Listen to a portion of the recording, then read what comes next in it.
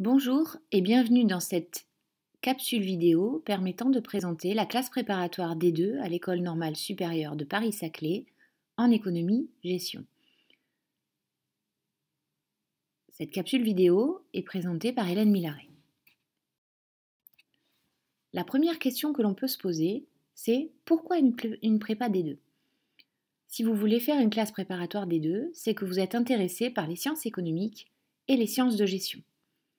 Quel est l'objectif des sciences économiques et des sciences de gestion ? C'est vous permettre, à terme, d'analyser et de formaliser l'activité des agents économiques, de l'État, d'un pays, d'une entreprise. Comment se fait le recrutement en classe préparatoire D2 ? Le jury de recrutement va se pencher sur votre dossier Parcoursup et ce recrutement se fait au mérite. Le jury va particulièrement être attentif à vos notes aux épreuves anticipées du bac de français, écrit, oral, à votre rang dans la classe. Il va être également attentif à toutes les appréciations de toutes les matières que vous aurez pu avoir sur tous les bulletins de première et sur les 2 premiers bulletins de terminale. Le jury est également attentif à regarder le soin avec lequel vous avez rempli votre dossier Parcoursup, en particulier la lettre de motivation, mais également les rubriques permettant de vous présenter de façon un peu plus approfondie à travers vos activités, par exemple, ou vos engagements associatifs. Aujourd'hui, les statistiques que l'on mène depuis plusieurs années nous indiquent que ce sont essentiellement les étudiants aquitains et néo-aquitains qui viennent. En effet, les classes préparatoires D2 existent sur toute la France et il peut être intéressant pour certains étudiants de rester à côté de chez leurs parents ou dans leur académie d'origine. Quel profil d'étudiants cherchons-nous tout particulièrement ? Nous cherchons tous les élèves qui ont étudié des lois scientifiques et les outils mathématiques qui leur sont associés. Idéalement, nous cherchons des élèves qui se sont spécialisés en mathématiques et en sciences économiques et sociales au sens large. Dans le cas où vous n'aurez pas ces 2 spécialités, nous regardons avec attention tous les profils scientifiques ou les profils économiques qui ont suivi la spécialité mathématique en première. L'objectif est donc de recruter des étudiants qui sont intéressés par l'économie et qui sont également intéressés par un travail approfondi en mathématiques.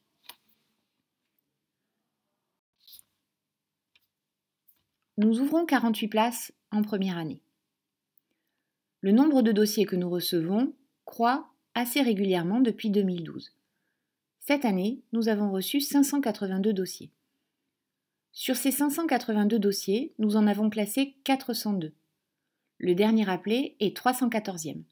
Cela signifie que tous les dossiers que nous classons ont une grande chance d'être admis au sein de notre classe préparatoire.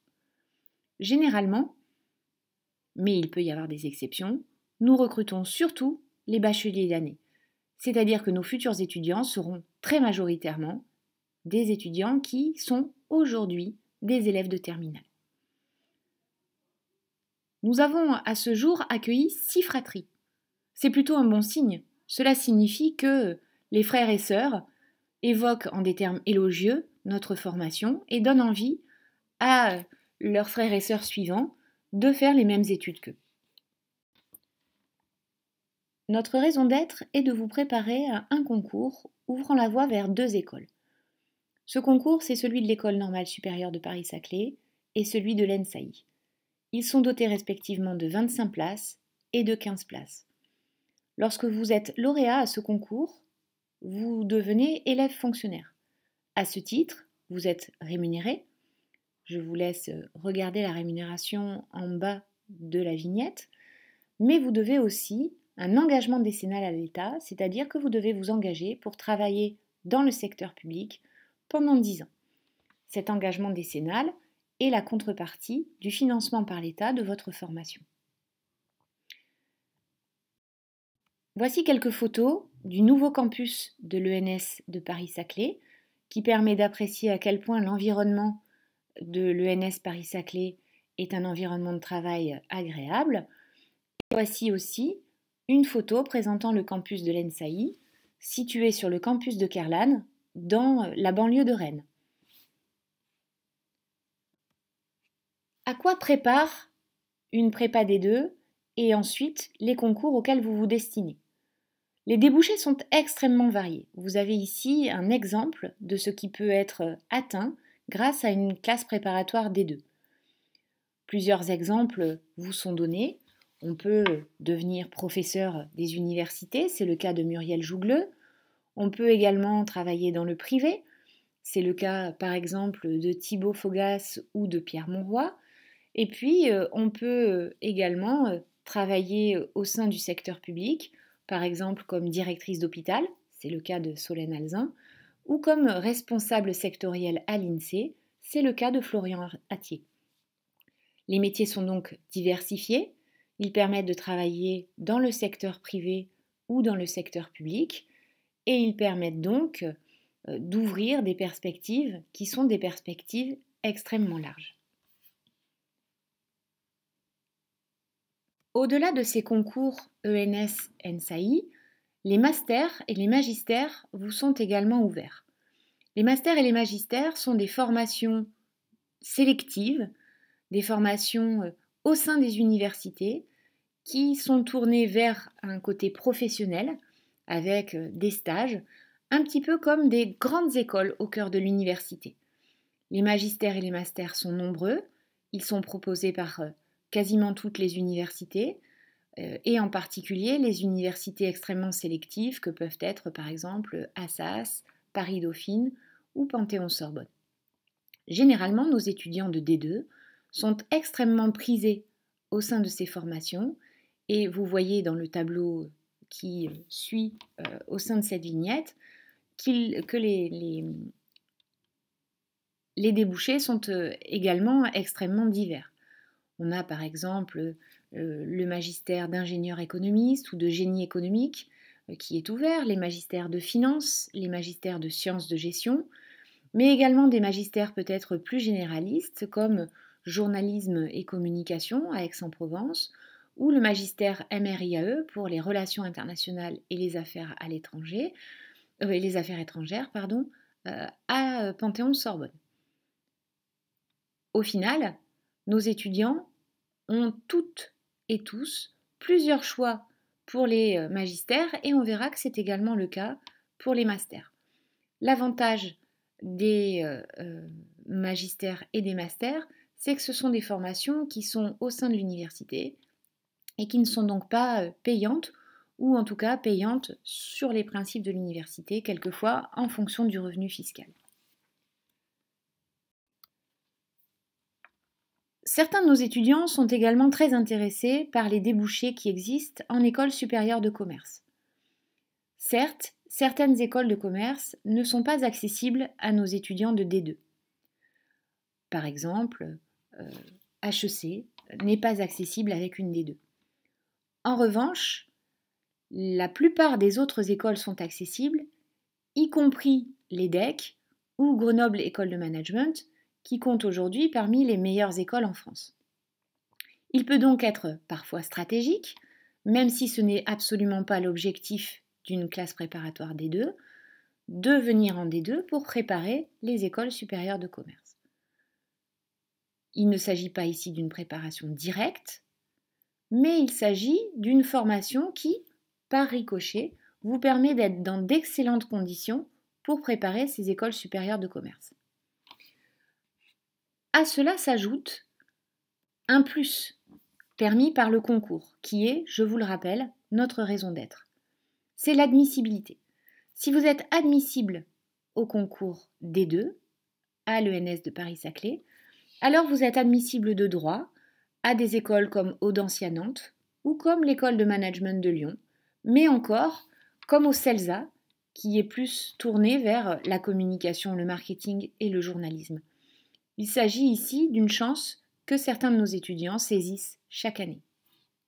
Enfin, avec une prépa D2, on peut aussi partir étudier à l'étranger. Je pense par exemple à HEC Montréal, mais aussi bien sûr à tous les programmes qui sont permis dans le cadre d'Erasmus.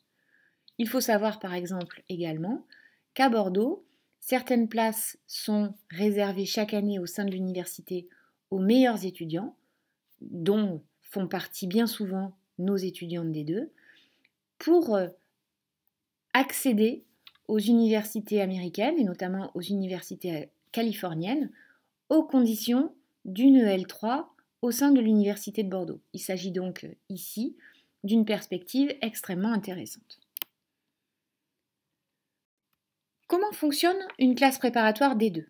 Alors il faut savoir déjà que les classes préparatoires D2 comme les classes préparatoires D1 ont un mode de fonctionnement un peu particulier puisque ce sont des classes préparatoires qui sont à cheval entre l'université, en l'occurrence ici l'Université d'économie de Bordeaux, et le lycée Gustave Eiffel. Cela signifie que nos étudiants ont cours à la fois en classe préparatoire au lycée Eiffel, mais également à l'Université de Bordeaux en économie-gestion sur le campus de Pessac.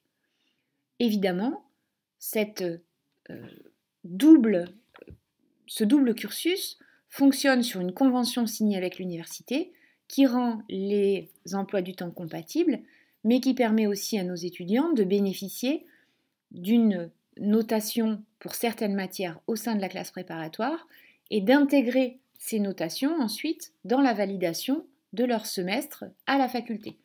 Nos étudiants ont donc des évaluations à la faculté comptant à la faculté, des évaluations au lycée comptant pour le lycée et des évaluations au lycée comptant pour la faculté.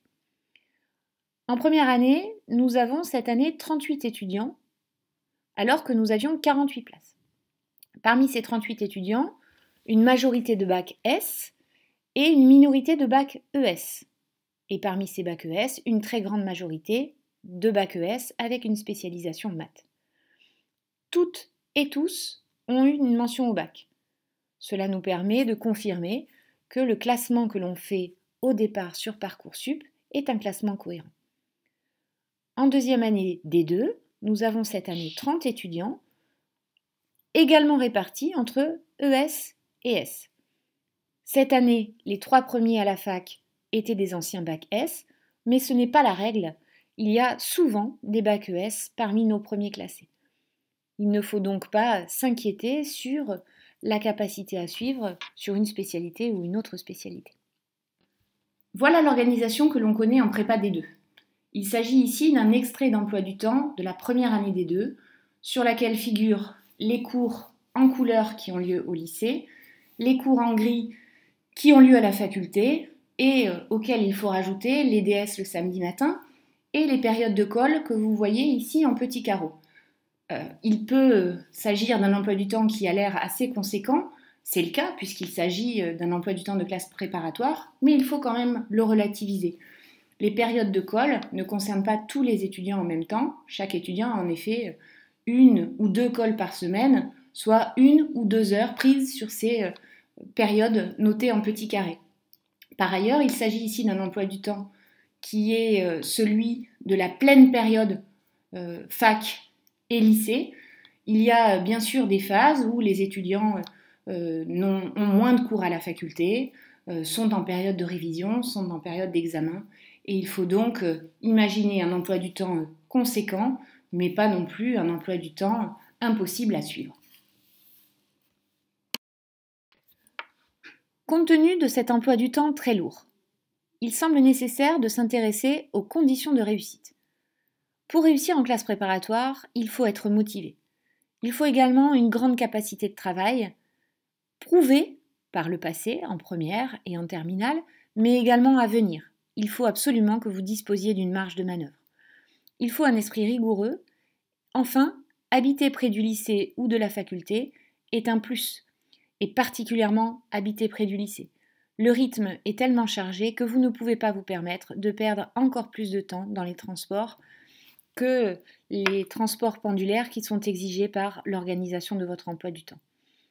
Madame Perrin, CPE au lycée, est là pour vous guider et vous conseiller, notamment à travers ce qu'on peut appeler un internat de la classe préparatoire, mais qui n'est pas réellement un internat.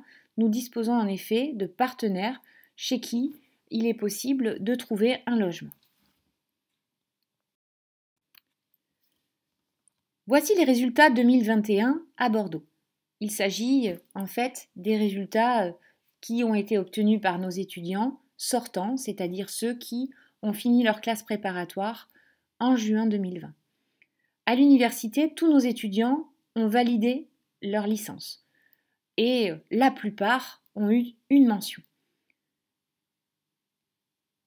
Cette mention est très utile pour pouvoir ensuite postuler dans les filières sélectives dont j'ai parlé tout à l'heure, c'est-à-dire les magistères.